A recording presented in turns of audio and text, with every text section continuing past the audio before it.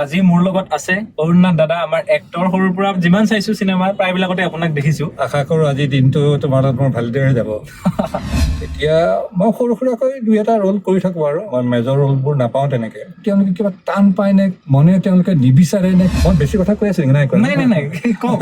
আজিকালি ল'ৰা ছোৱালীবোৰক মাক দেউতাকে আৰু ৰঘুপতি আৰু এইখনৰ বাহিৰে আপোনাৰ আৰু ফিল্ম আহি আছে নে এতিয়া? মোৰ যিটো গেটআপ এতিয়া মোৰ অলপমান মোৰ যিটো দেখি আছে এই লুকটো অলপ তাৰ হেয়াৰ ষ্টাইলটো বেলেগ, তাৰ দাড়ি বা কষ্টিউম বেলেগ।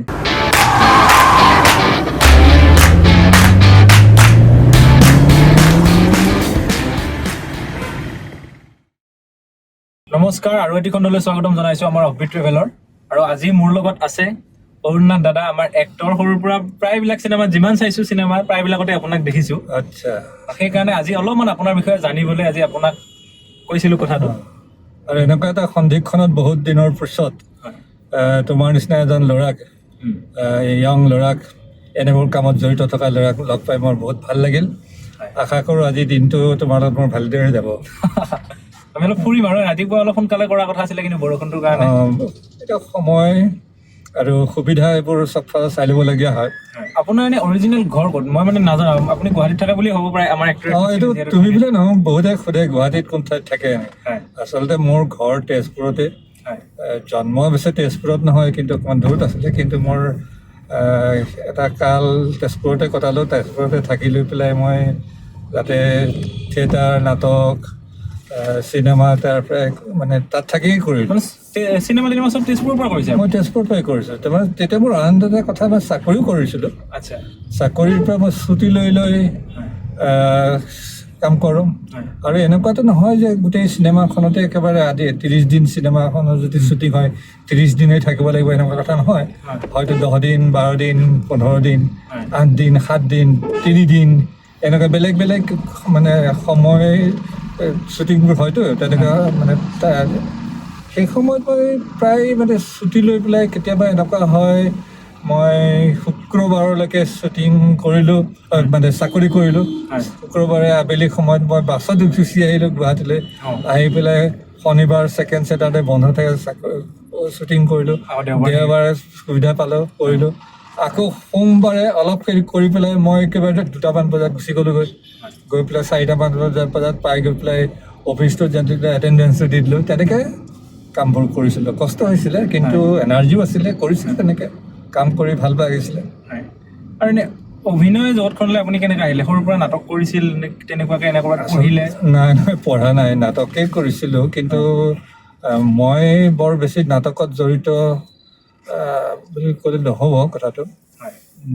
মোৰ লগৰ কিছুমানে খুব একাংকিকা নাটক কিছুমান এতিয়াও চলি থাকে। একাংকিকা নাটক প্লেবোৰ য'তে ত'তে কৰি থাকে ন। তেতিয়া আমিও কৰিছিলোঁ, স্কুল লাইফত কৰিছিলোঁ, কলেজ লাইফত কৰিছিলোঁ। তেতিয়া মই সৰু সুৰাকৈ দুই এটা ৰোল কৰি থাকোঁ আৰু আমাৰ গ্ৰুপত। মই মেজৰ ৰোলবোৰ নাপাওঁ তেনেকৈ, কৰি আছিলোঁ। তাৰপিছত মই ফুল ফ্লেজেড নাটকত চান্স পোৱা হ'লোঁ তেজপুৰতে। তেনেকৈ নাটক কৰি থাকোঁতে নাটক দেখি পেলাই জঞ্চ মহলীয়া, তেখেত ঢুকালে। তেওঁ পুনে ফিল্ম ইনষ্টিটিউটৰ পৰা ডাইৰেকশ্যন FTIৰ পৰা পাছ কৰি আহিছিলে, তেজপুৰতে আছিলে। তেওঁৰ এখন পৰিচালনাত নাটক কৰিছিলোঁ। তাৰপিছত দুখন কৰিলোঁ। মোৰ ৰোলটো সৰু সৰু ৰোল আছিলে, ভাল পাইছিলে। ভাল পোৱাৰ পিছত চিনেমা এখন কৰিলে, বহাগৰ দুপৰীয়া। তাত মানে এগৰাকী মেজৰ ৰোল, এণ্টি হিৰ'। ঠিক হিৰ' বুলি ক'লে যিটো মানে ইমেজ থাকে মানুহৰ, সেইটো নহয়।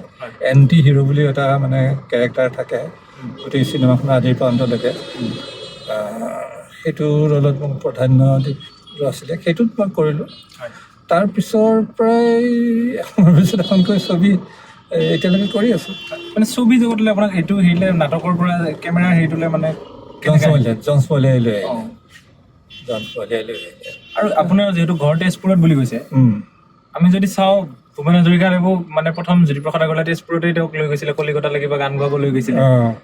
কলাগুৰু বিষ্ণুপ্ৰসাদ ৰাভাদেৱো তেজপুৰৰ পৰা, জ্যোতিপ্ৰসাদো তেজপুৰৰ পৰা। তেজপুৰত কিবা পৰিৱেশটো তেনেকুৱা আছে নেকি যে শিল্পীসকলৰ?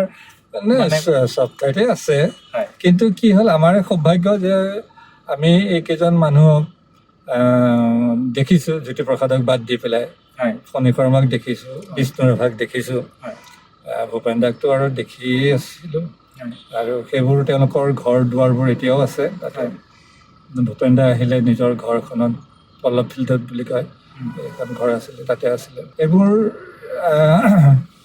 আৰু অকল সেই বুলিয়েই নহয় তেজপুৰত বহুত আছে দণ্ডীনাথ কলিতা সাহিত্যিক দণ্ডীনাথ কলিতা তাকেইতো মানে এনেকুৱা ফিল্ডৰ প্ৰায়খিনি মানুহ আমি তেজপুৰৰ পৰাই বিলং কৰা দেখা তাৰমানে এইটো নাই কোৱা যে বাকীখিনিত নহয় আছে তেজপুৰতে কিন্তু তেজপুৰৰ পৰিৱেশটো বা এনেকুৱা সংস্কৃতিৰ ক্ষেত্ৰত জড়িত হ'ব পৰা জড়িত আছে তাৰমানে জ্যোতিপ্ৰসাদ আগৰৱালাদেৱে তেজপুৰতে আৰম্ভ কৰিছিলে ন গোটেই সংস্কৃতিৰ পুৰণি বাণ থিয়েটাৰ বুলি বাণ ৰংগমঞ্চ বুলি আছিলে তাতে তেওঁ নাটক কৰিছিলে তেওঁৰ যিবোৰ নাটক আছিলে সেই নাটকবোৰ তাতে কৰিছিলে তেওঁ যিহেতু মিউজিক গান বনাইছিলে গান সুৰ কৰিছিলে গতিকে তেওঁৰ যিটো ঘৰ তেতিয়া জ্যোতি ভাৰতী আছে পকী বুলি কয় আৰু বগা ঘৰ তাতে থাকিলে প্ৰায় তাতে অৰ্কেষ্ট্ৰাবোৰ তাতে কৰিছিলে সেই মানুহবোৰ এতিয়া নাই আৰু কিন্তু সেই স্মৃতিবোৰ আছে সেই ষ্টেজবোৰ আছে এতিয়াও গতিকে গোটেই সংস্কৃতিৰ সেই এজনৰ পিছত এজনেই বংশানুক্ৰমে পুৰুষানুক্ৰমে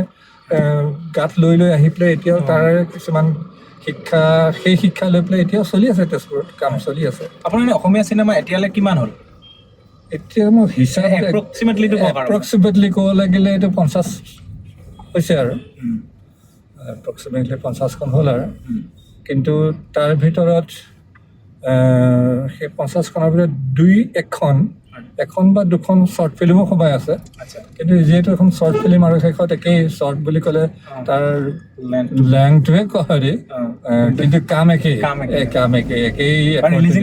বেলেগ হয় আৰু এফৰ্টটো আমাৰ একেই থাকে আৰু সেইবোৰ সেই ডকুমেণ্ট হিচাপে সেইবোৰো থাকি যায়গৈ মানে অদূৰ ভৱিষ্যতে মানুহে যদি চাওঁ বুলি কয় তে ইউটিউবত সেইবোৰো আমাৰ পাই যায় মোৰ কিছুমান ছবি যিবোৰ ছবি মই কৰিছোঁ আটাইকেইখন মোটামুটি ছবিবোৰ ভাল দেই যি মানে এনেকুৱা নহয় যে একদম মানে ফ্লপ চিনেমাখন বেয়া চিনেমাখনত মই আছোঁ সেইটো নহয় প্ৰায় যিমানখিনি 99% যিকেইখন ছবিত মই এতিয়ালৈকে অভিনয় কৰিলোঁ আটাইকেইখন ছবিৰে সুনাম হৈছে সুনাম আছে আৰু সেইকাৰণে মোৰ সেইটো সৌভাগ্য যে এনেকুৱা ভাল ছবিত মই অভিনয় আছোঁ কিন্তু মই এইখিনিতে এটা কথা তোমাক কৈ থৈছোঁ মই বেছি কথা কৈ আছোঁ নাই কথাটো এনেকুৱা আমাৰ এতিয়া অভ্যাসটো কমি গৈছে কিয় জানানে আমি সৰুতে সৰু অৱস্থাত আমাৰ মা দেউতাহঁতে ভাওনা চাবলৈ আমাক পঠিয়াই দিয়ে থিয়েটাৰ চাবলৈ যা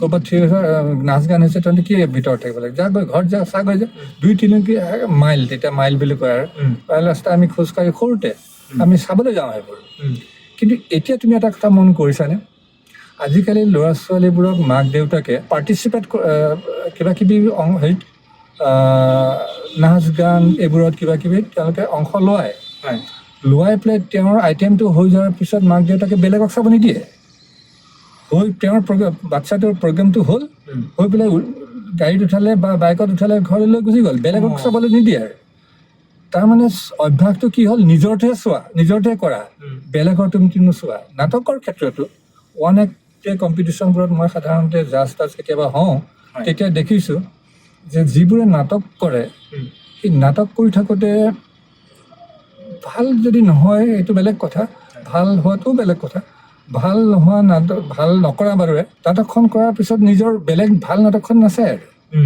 গুচি যায়গৈ তাৰমানে লোকৰ চোৱাটোৰ চাবলৈ তেওঁলোকে কিবা টান পায় নে মনে তেওঁলোকে নিবিচাৰে নে ঠিক তেনেকুৱা সেইটো এটা গ্ৰ' কৰিছে সৰু ল'ৰা ছোৱালীবিলাক মাক দেউতাকে নিজৰ ল'ৰা ছোৱালীক কিবা কৰালে নাচিলে প্ৰগ্ৰেমটো হ'ল শেষ হ'ল লগে লগে একদম আৰু হলৰ পৰা উলিয়াই লৈ পেলাই একদম স্কুটাৰত বহাই ঘৰলৈ লৈ গুচি গ'লগৈ বেলেগ যে প্ৰগ্ৰেম হৈছে বেলেগৰ যে চাব লাগে ভাল এটা যে কিবা এটা হৈছে সেইটো নিশিকে সেই অভ্যাসটো এতিয়া ল'ৰা ছোৱালীবোৰৰ প্ৰায় হৈছে সেইকাৰণে এতিয়া ডাঙৰ ল'ৰা ছোৱালীবোৰে চাবাচোন চিনেমাৰ পোষ্টাৰ এখন কাষত থাকিলেও নপঢ়ে নাচায় তেওঁলোকৰ নিজৰ কথাটো হ'ল নিজে যি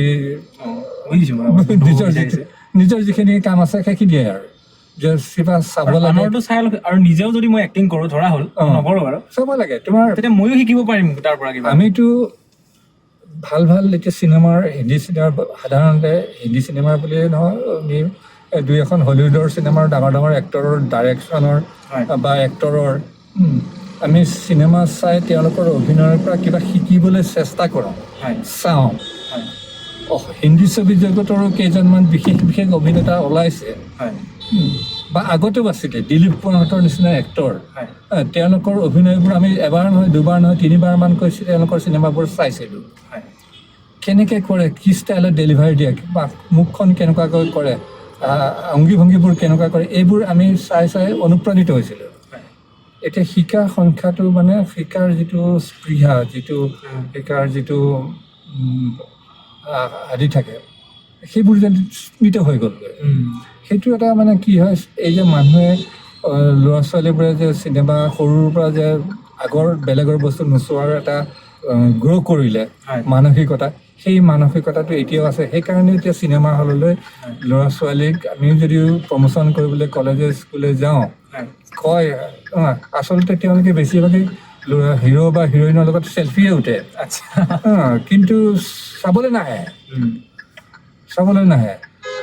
কিন্তু কিয় নাহে তেওঁলোকে ফিল নকৰে যে চাবলৈ যোৱাটো নগ'লে একোৱেই মানে লোকচান নাই ফিল নকৰে কাৰণ আগতে তেওঁলোকে কৰি চোৱা নাইতো আমি ফিল কৰোঁ কাৰণ আগতে আমি যেনেকৈ চাবলৈ গৈছিলোঁ বস্তুবোৰ এতিয়া আমি কোনোবা এখন চিনেমা নাচালে মনটো অশান্তিত ভুগি থাকোঁ এতিয়া দুখনমান ছবি মই চাব পৰা নাই কেতিয়াবা এনেকুৱা হয় পিছ চাম বুলি থৈ দিওঁ পূজা আহিছে পূজাত চাব নোৱাৰিলে পিছত চাম বুলি নাই চিনেমা গুচি গ'লগৈ কথাবোৰ ঠিক তেনেকুৱা এতিয়া আমি মানে কিবা এখন ভাল চিনেমা এখন চাব নাপালে মনটো অশান্তিৰে ভৰি পৰে কিন্তু নতুন ল'ৰা ছোৱালী কাৰোবাক চবকে নহয় চবকে মই দুখ দিয়া নাই কিছুমান আছে বহুত আগৰণুৱা নতুন ল'ৰা ছোৱালীবোৰে ভাল ছবি কৰিবলৈ লৈছে তেওঁলোকে নিজেই ভাল ছবি কৰে বা তাৰ উদাহৰণো আছে সেইটো ছাইডৰ পৰা এতিয়া ছবিত মোৰ মানে যদিও মেডিল নলবাৰী আহি আছে ডিচেম্বৰত এতিয়া যদিও তোমাক মই কথাটো কৈছোঁ তোমাৰ থ্ৰুদি মই 10জনক আবেদন কৰিছোঁ চাবৰ কাৰণে মোক ক'ৰবাত এটা শংকা লাগি থাকে কিজানি আমাৰ এই প্ৰচেষ্টাটো এনেই যায় এনেকুৱা ধৰণৰ কিছুমান কথা আহি থাকে মনলৈ কেতিয়াবা বুজিছোঁ মনলৈ কেতিয়াবা তেনেকুৱা কিছুমান মানে হতাশাই আৱৰি ধৰে আৰু ৰঘুপতি আৰু এইখনৰ বাহিৰে আপোনাৰ আৰু ফিল্ম আহি আছে নে এতিয়া নাহিলেও মানে 23ত আহিব 23ৰ নামাকৰণ হোৱা নাই মানে ইংৰাজীত নামাকৰণ কৰি থৈ দিছে আৰু মানে ৱৰ্কিং টাইটল দি থৈ দিছে শ্বুটিং নামটো বেলেগ হ'ব এতিয়া সেইখন ৰেডি হৈ আছে আৰু এখন ৰেডি হৈ আছিলে সেইখন কিন্তু মই এতিয়ালৈকে গম পোৱা নাই কিন্তু কি কৰে সেইটো কথাটো মই নাজানিলোঁ কিন্তু মই জানুৱাৰীত এখন মই কাম বেলেগ এখন ভাল চিনেমা এখন কণ্ট্ৰেক্ট হৈ আছে জানুৱাৰী 17 জানুৱাৰীৰ পৰা শ্বুটিং আৰম্ভ হ'ব সেইটোৰ কাৰণে মই অলপমান